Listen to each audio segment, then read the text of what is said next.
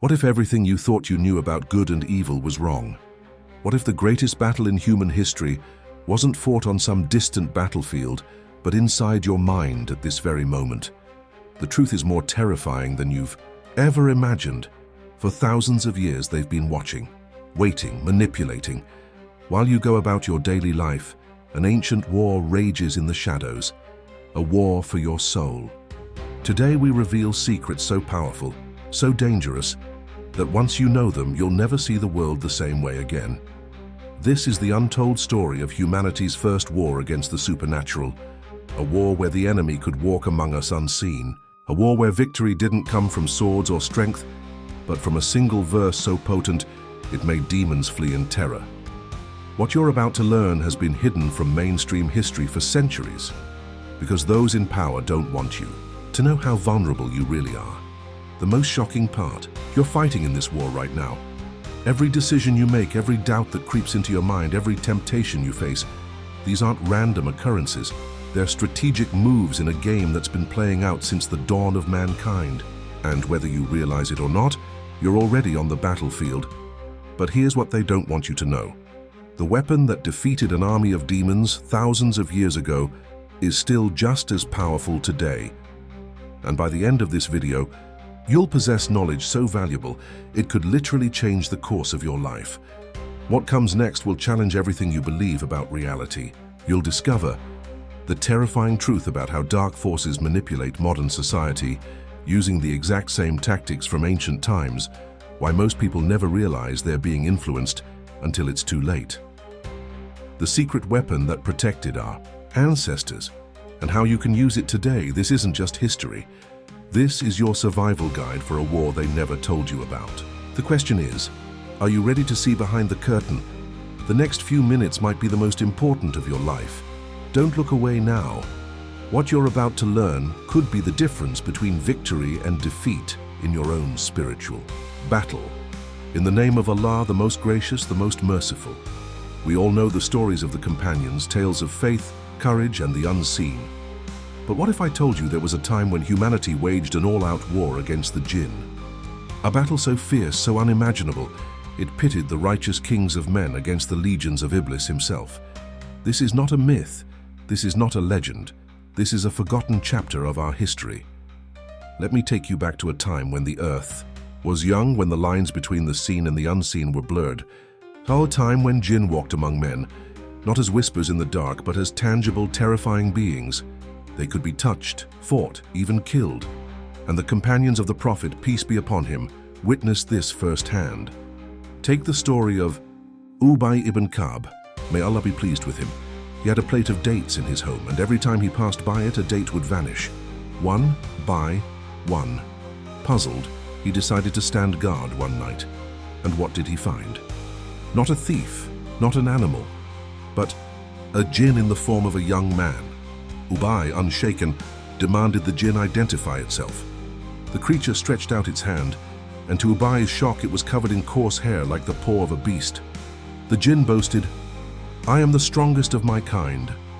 But when Ubay asked what could protect humanity from their mischief, the jinn revealed a secret, the throne verse. And Ubay wasn't alone. Abu Ayyub al-Ansari, may Allah be pleased with him, faced the same ordeal. A jinn stealing from his food, night after night, until Abu Ayyub caught it, pinned it down, and threatened to take it to the Prophet, peace be upon him. The jinn begged for mercy, swearing it would never return, but only on one condition: recite the throne verse. Even Abu Huraira, may Allah be pleased with him, once grappled with a jinn caught stealing from the treasury of the Muslims. The creature confessed, "We used to live in Medina before the Prophet came. But when he arrived and the throne verse was revealed, we fled." These stories prove one thing. The jinn are not just shadows. They can take physical form, forms you can see, touch, and fight. And if the companions could face them, imagine what an entire army of the righteous could do. Now let me tell you about the first man who dared to lead such an army. After the death of Adam and Eve, peace be upon them, their son Seth became the guardian of humanity. But the earth was divided.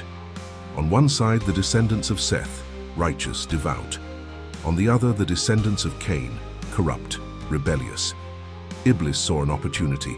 He didn't just whisper to Cain's children, he walked among them, disguised. As a charismatic leader, he first won their trust with false goodness, then led them deeper into sin, music, adultery, pride. He made evil fashionable. Sound familiar? It should, because Iblis hasn't changed. Today, he doesn't need to appear himself. He sends weak-willed influencers to glorify sin on camera, to make vice look virtuous. His strategy is timeless, but in the age of Seth's descendants, one man rose to challenge Iblis head-on. His name was Mahla'il, son of Chinan. He wasn't just a king, he was a conqueror, the first to build great cities and fortresses. His kingdom spanned the 7 regions of the earth: India, the Hijaz, Egypt, Babylon, the Levant, the lands of the Turks, and China. And when Iblis grew envious of humanity's progress, Mahla'il did the unthinkable. He gathered an army, not to fight men, but to wage war against the Jinn. Picture it. Human soldiers, armored and armed, standing face to face with grotesque, shape-shifting demons, swords clashing against claws, the screams of the unseen echoing in the air. This was no skirmish. This was a full-scale battle, humanity's first war against the forces of Iblis. And the most chilling part? The Jinn weren't just spirits. They were physical. They bled. They died. But how did it end? Did Iblis retreat? Or did he unleash something far worse? The battle lines were drawn. The earth trembled under the march of Mahla'il's army, men of iron faith, standing against the grotesque legions of Iblis. This was no ordinary war, no clash of kings or conquest of lands. This was a war for the soul of humanity itself. Iblis had grown arrogant.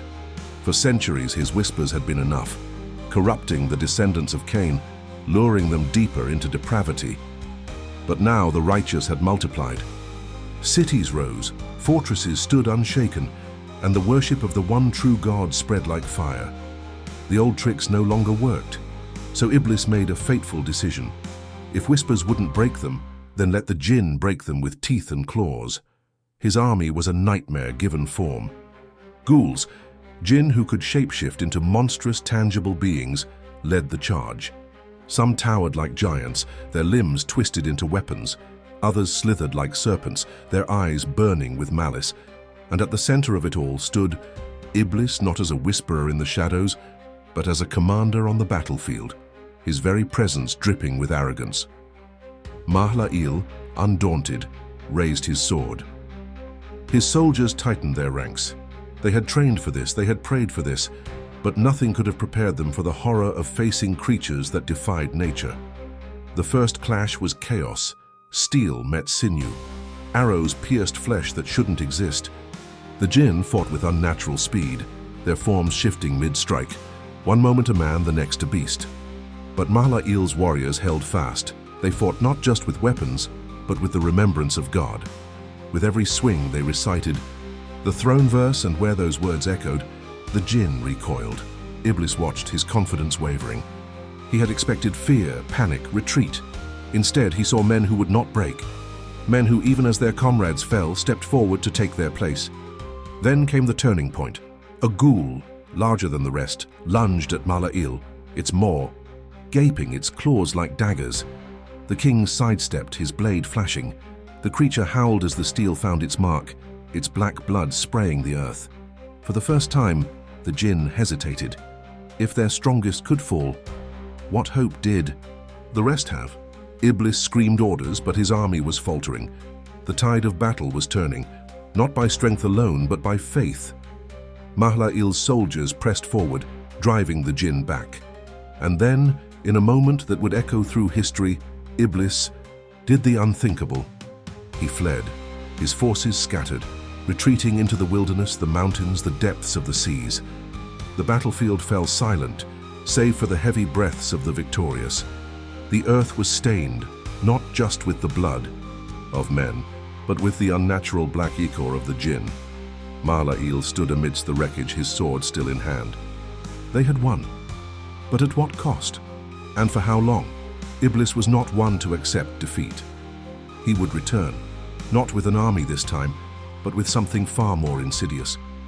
For now, though, The earth knew peace. Mahla'il ruled for 40 years, an era of prosperity and faith. But the war was far from over, because deep in the shadows Iblis was already plotting his revenge. Victory. The word tasted bitter on Mahla'il's tongue as he surveyed the battlefield. The corpses of Jinn littered the ground, their twisted forms slowly dissolving into the earth. His men tended to the wounded, their faces grim. They had survived, but they had not emerged unscathed. Iblis had fled, but not before planting a seed of doubt in Mahla'il's mind. "You think this is over?" the devil had hissed as he retreated, his voice slithering through the ranks like poison. "You cannot kill what was never alive. We do not bleed. We do not die. We only change." Mahla'il clenched his fists. He had seen the fear in his soldiers' eyes when the first Jinn fell, not with a scream but with laughter, its body crumbling into smoke. What if Iblis was right? What if this war could not be won with swords alone? He turned to his advisors, their faces drawn with exhaustion. "We must prepare," he said. This was only the beginning. And so the fortresses grew taller. The cities became stronger. Mahla'il ordered the construction of watchtowers along every border, manned day and night by men trained to spot the unnatural. The throne verse was etched into doorways, whispered in the streets, recited before sleep. For a time it worked. The Jinn did not return. But Iblis was not idle. While Mahla'il strengthened his walls, the devil turned his attention to the hearts of men. Far from the gleaming cities of the righteous, in the wastelands where Cain's descendants still roamed, a stranger appeared. He called himself Malik, a traveler from distant lands, his voice smooth as honey, his smile disarming. He spoke of freedom, of pleasure, of casting off the shackles of tradition. The people listened. They were hungry, not for bread, but for something deeper, for meaning, for escape. Malik gave them both. He taught them music that made the blood race. He brewed drinks that dulled the mind and stirred the flesh. He whispered that the old laws were chains, that the righteous were fools, that paradise was not in the hereafter, but here, now, in the heat of the moment. And when the first man hesitated, Malik leaned close, his breath unnaturally warm. "Do. You really believe, Khamid," he murmured, "that God would deny you joy?" The man swallowed. Then he took the cup. One by one they fell, not to swords, not to claws, to temptation. Mahla'il received the reports with growing dread. Entire villages, once peaceful, now drowned in debauchery. Families torn apart, worship abandoned. And at the center of it all, the enigmatic Malik, a scout, his face ashen, delivered the final blow. "My king, we have seen him, up close. His eyes, they are not human." Mahla'il closed his eyes. Iblis had not fled. He had simply changed tactics. That night, the king stood alone on the palace walls, the wind howling around him like a living thing. Below, his city slept, unaware of the storm gathering beyond its walls. A shadow moved at the edge of his vision. Mahla'il did not turn. "You are not welcome here," he said softly. The air grew heavy. The scent of sulfur coiled around him. "Oh, but I am," came the reply. A voice that was not Malik's, not human, but something far older. "You built walls to keep me out, but you forgot. I was already inside." Mahla'il's hand went to his sword. "Your people are weak," Iblis whispered. "They crave what I offer. And soon, even your warriors will kneel, not to you, but to their own desires." The king turned, his blade flashing in the moonlight, but there was no one there, only laughter, echoing in the dark. The night air hung thick with unease as Mahla'il descended the palace steps, his sword still gripped tight. Iblis' words coiled in his mind like smoke. "I was already inside." He knew what that meant. This was no longer a war of steel and blood. It was a war for souls. Dawn found him in the council chambers, his commanders gathered in grim silence. Reports poured in from every corner of the kingdom. A farmer, once devout, now neglected his prayers, claiming the harvest demanded all his time. A scholar burned his scrolls, declaring knowledge useless.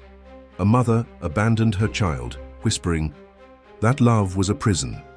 Each story carried the same stench of corruption. Each bore the mark of Iblis. Mahla'il stood, his voice cutting through the murmurs. The devil walks among us, not as a monster, but as a tempter. He wears our faces. He speaks our tongues, and he will not stop until every last one of us kneels. A veteran of the great battle, his armor still dented from Jinn claws, spat on the floor. Then we hunt him down. We drag him into the light. No! Mahla'il's fist struck the table. He wants us to hunt shadows, to exhaust ourselves chasing. Whispers while his poison spreads. We must strike at the root. He turned to the youngest among them, a sharp-eyed scout named Darian. Find Malik, not to kill him, to learn. Where does he go? Who does he target? What weakness does he exploit? Darian nodded and vanished into the streets. For days the scout trailed the corruption. He watched as Malik moved through taverns and market squares, his charm disarming, his words like sweetened venom. He saw how the tempter tailored his lies. To the lonely, he promised belonging. To the angry, vengeance. To the weary, escape. But Darian noticed something else. Malik never touched the throne verse. Whenever a recitation echoed through the streets, the stranger's smile faltered. When a child sang the sacred words, he recoiled as if scalded. The scout hurried back to Mahla'il. He fears it, my king, not the swords, not the armies, the words. A slow fire kindled in Mahla'il's eyes. The next morning, the city awoke to a new decree. In every square, in every home, from the lips of every child, the throne verse would be recited, not just in prayer, but as a shield, as a weapon. The people resisted at first. We have work, they muttered. We have no time. But Mahla'il was relentless. He walked among them, not as a king, but as a brother. He knelt with the farmers in the fields and recited. He sat with the mothers at the hearth and recited. He stood with the soldiers on the walls and recited. And slowly, something miraculous happened. The corruption receded. Men who had abandoned their families returned, their eyes clear. Women who had scorned modesty covered themselves anew, their cheeks burning with shame. The taverns emptied. The music faded. Malik's influence crumbled. Iblis watched from the shadows, his borrowed face twisting in rage. His masterpiece was unraveling. He had turned kings into fools, prophets into liars, nations into ruins. But this stubborn man, this Mahla'il, refused to break. Worse yet, the people were remembering their purpose, remembering their God. The devil clenched his fists. If faith was their weapon, he would turn it against them, and he knew exactly how. That night, as Mahla'il slept, a figure slipped into the palace. Not a jinn, not a monster, a man, one of his own. He carried no blade, no poison, only a whisper, my King Hu, the people say you have gone mad, that you force prayers like a tyrant, that you see demons in every shadow. Mahla'il awoke with a start, the words slithering into his heart. Doubt, the deadliest weapon of all. Doubt. It crept through Mahla'il's mind like a sickness, twisting his thoughts as he paced the palace halls. Had he gone too far? Were the people right to resist? Was he becoming the very tyrant he swore to protect them from? Outside, the city stirred uneasily. Whispers spread. The king has lost his way.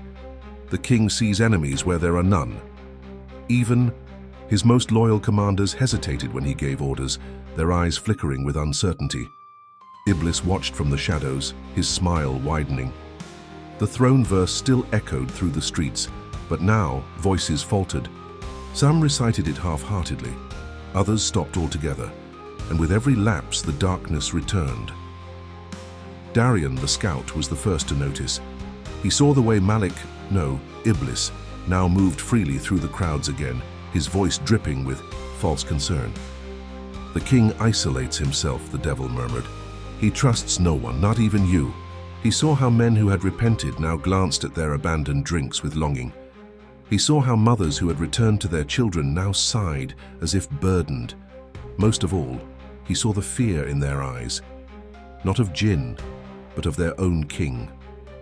Darian clenched his fists. This was not the people's fault.